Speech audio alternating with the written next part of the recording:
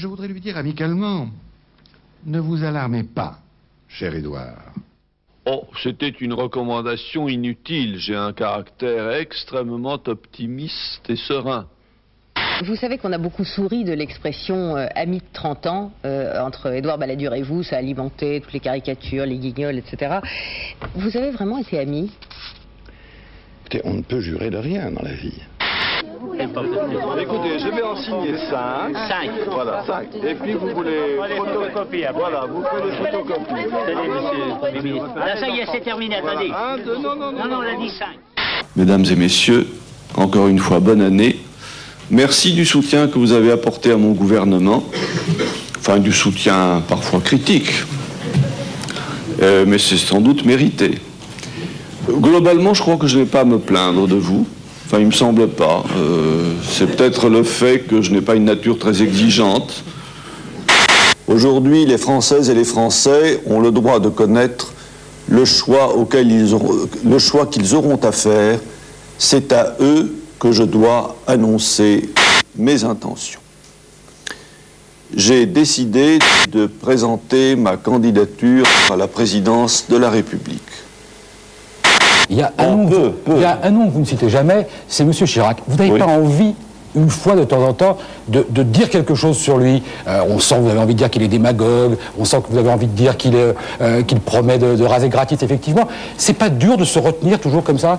Mais écoutez, je ne me retiens pas, puisque vous avez parfaitement compris, Jean-Luc Manot. Les hommes sommes les hommes, la gauche caviar découvre la tête de veau, c'est très bon la tête de veau, c'est très très bon. Et vous, c'était quoi?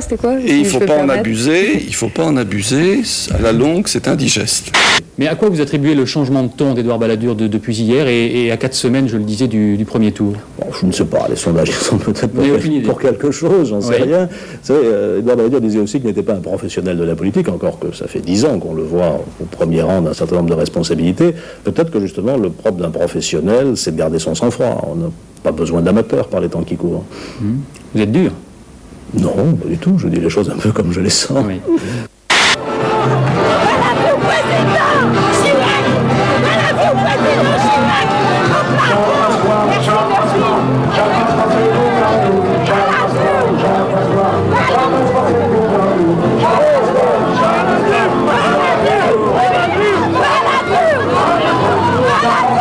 Sur une formule un peu familière, pardonnez-moi, est-ce que Balamou n'est pas devenu Bala trop dur en quelques jours? Bon, écoutez, je vous laisse votre formule.